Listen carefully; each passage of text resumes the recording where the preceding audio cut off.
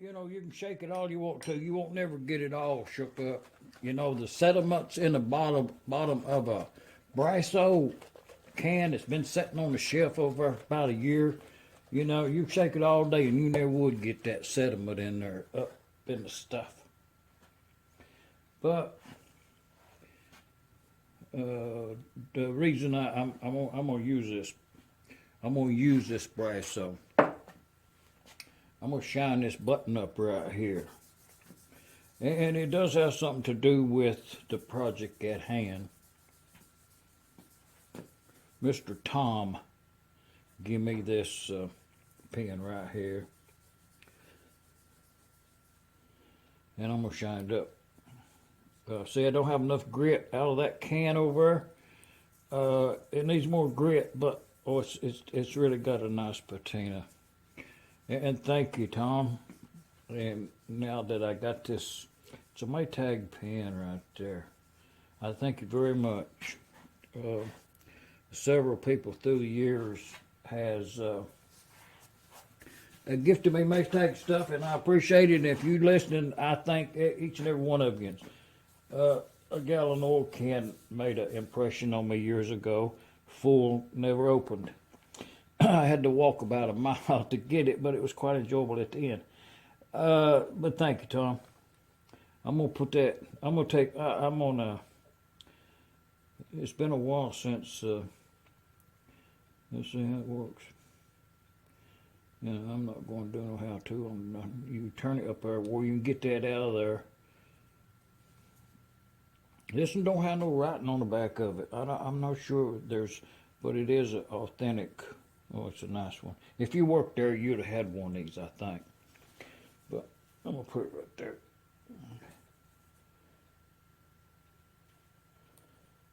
And then you put that pen back in there, and you turn that little thing right there. I know how it works.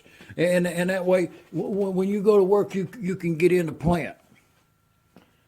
So, but the reason that came to mind was these valves here, and this one in particular right here. Oh yeah, we done got done with this job right here. Now we on to this one, and we got 2 3-horsepower heads of laying right there. You know, that's 4 valves for them, and this right here is going to require 1 valve. But what happened is, well, to tell the truth about it, I caused it, and it was this one right here, this cotter. It fell out at the engine show, local, just down the road yonder, a nice one too. And not many engines are, just good people. It's the people, it's really good, and. They do all kinds. Well, they do some stuff, not all kinds of stuff. They get the job done, And but anyways, it was in the morning, and the way my version of it is I was wiping the engine down with a soft cloth, and to get the morning dew off in it, and started the engine up.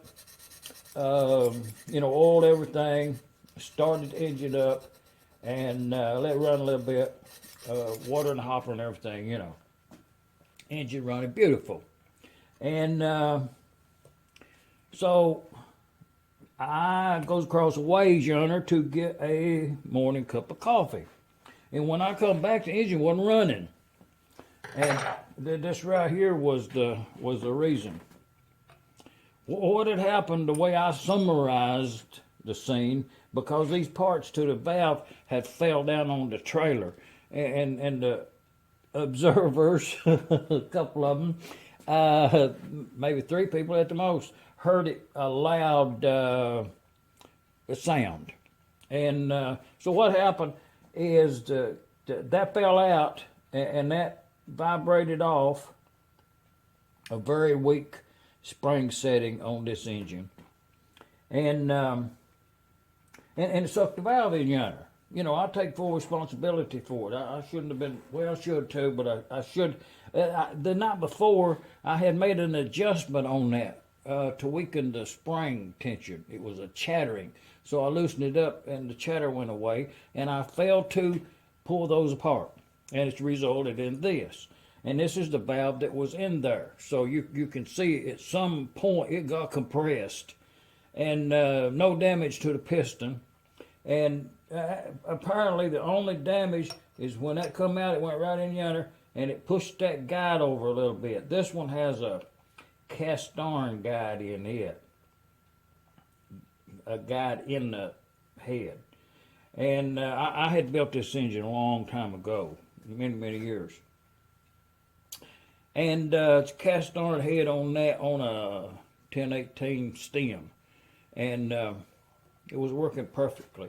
I think it's 312 on that stem size right there. And but I'm going to try to save that right there. I'm going to have to do a little grinding or something on it. It just kind of bent over a little chigger on it there, they call it. And also it damaged the seat right there. So I'm going to have to cut a seat and put a new valve in it. So this one was peened over here, left proud. But that's the results of leaving the cotter out of there. So, but the project ongoing past, we got finished with that one, and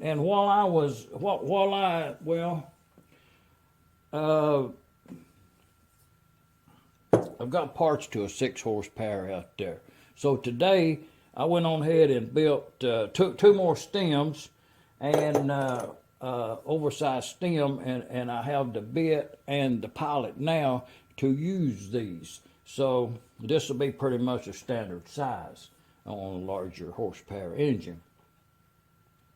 And but I went on ahead and built this one today to have on hand once I get a head for the engine I got. I've just got a block flywheel, you know, piston rod and stuff, but I don't have a head for it. Missing several parts, but at least now we got an exhaust valve, and tomorrow I'll go ahead and put a or I'm gonna finish this up.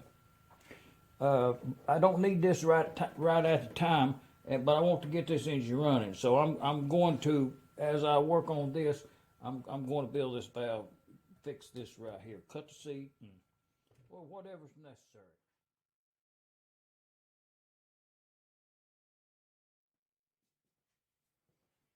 Oh yeah.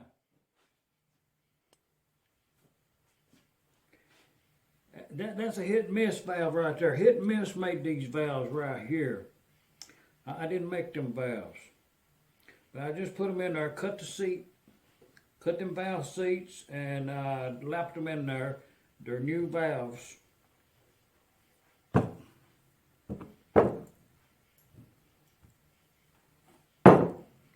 So we'll get this back together in a couple of days.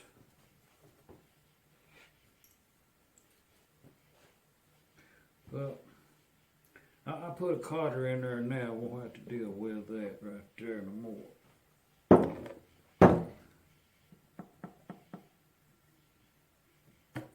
Yeah. And this was one of the selling points back in the day. This was the reason that you would buy one of these Internationals or McCormick-Deering Type M engines, was because in the advertisement repair brochure, they stressed the ease of removing the head and lapping the valves. It was a common occurrence. Not the case here. I just left the cotter out, and as you've seen, this is the results of it. But we'll be good to go there. I'll cut a head gasket out, and we'll get this back on that engine there. But let's park it right over here. And now, without much ado, we will take care of that. But in the meantime, to carry on with this valve project, we'll have to get these elbows out here. I've got two of them. Complete do-over. 3 horsepower, type M, 3 needle valve carburetors on both heads, spark plug ignition, EK. But it's the valves I'm going to address first, and well, you can see right there what we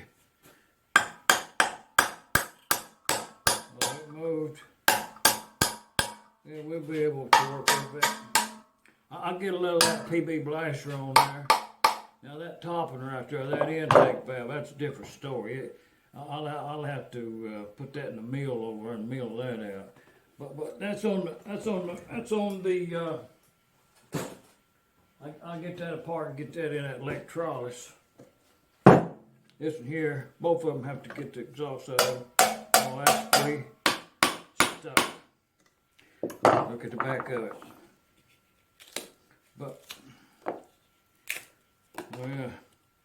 we'll that move. Oh yeah, we'll be well. We're going to save it one way or the other.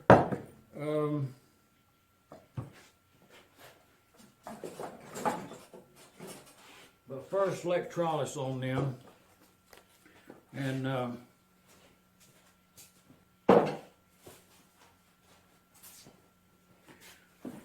but not to be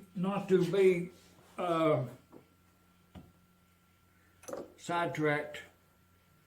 This is going to be the next project in there. Oh yeah, I'm going to hang this up on the wall there as a reminder on them cutters.